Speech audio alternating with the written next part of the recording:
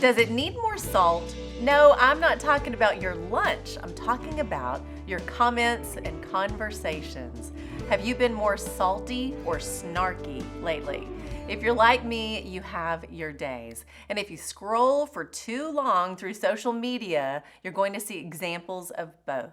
For anyone that has no idea what I'm talking about, I'll explain. I'm referring to how we respond, how we answer someone, and overall, how we communicate each and every day. One way to respond is to be snarky. The word snarky used to mean cranky or bad-tempered. Over the years, the word has evolved to now also mean sarcastic and rude. Now that we're clear on what the word means, have you been snarky? Have you been tempted to be snarky? The struggle is real. Temptation is not only at our door, it's in our hands for hours a day. We see posts, we watch videos, and we read opinions and headlines that fire us up. We get angry, we get offended, we feel obligated to respond, justified even in our anger. But guess what? We aren't meant to hold on to that anger and for sure not respond in anger. But we do. We get snarky. Instead of getting snarky, we need to get salty. Now, what does that mean? Colossians 4, 5, and 6. Be wise in the way you act towards outsiders. Make the most of every opportunity. Let your conversation be always full of grace, seasoned with salt, so that you may know how to answer everyone. Are we making the most of every opportunity, or are we missing the opportunity altogether because we're so quick to be angry and offended?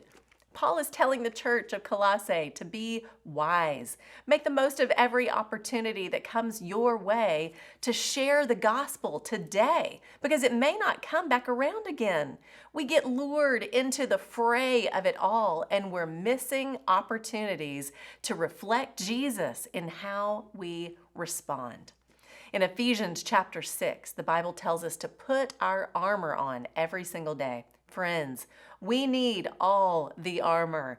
We are in a battle, and what we need to remember is that it is not with our brothers and sisters in the Lord, and it is not with anyone you disagree with.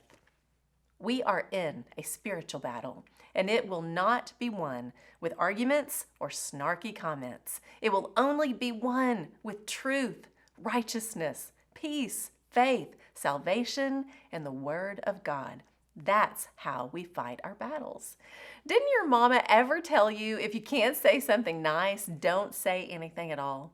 I would add to it a bit. If you can't say something nice, pray about it. Maybe don't say anything at all, or maybe say something salty.